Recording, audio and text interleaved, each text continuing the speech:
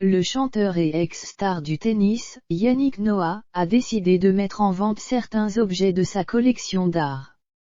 Il se sépare ainsi de 5 toiles signées Andy Warhol, vendues par la maison Ferry Viadrou Paris.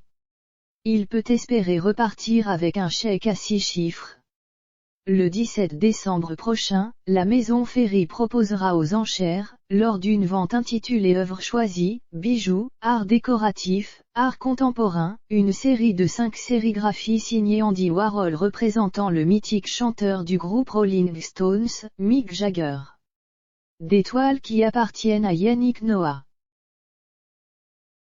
Expertisées par le cabinet Brun et Perazone, ces sérigraphies couleur sur papier arche aquarelle format 110,7 x 73 4 cm signées en bas à droite Andy Warhol et en bas à gauche par Mick Jagger ont été effectuées en 1975 à New York.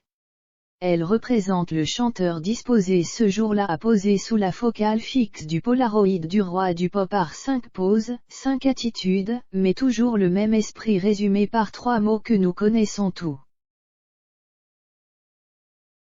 Le chanteur, depuis sa première scène au Marquee en 1962, jusqu'au concert donné il y a 6 semaines en hommage à leur batteur disparu en août dernier, représente les Swingin' Sixties, nous informe la maison Ferry. La vente, orchestrée par maître Alexandre Ferry, devrait rapporter gros.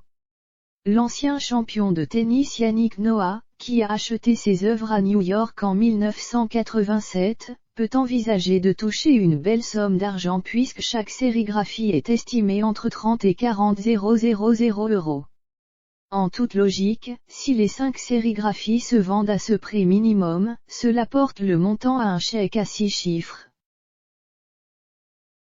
Les curieux et amateurs d'art pourront aller voir ces œuvres exposées les 15, entre 16 et 17 décembre, au matin.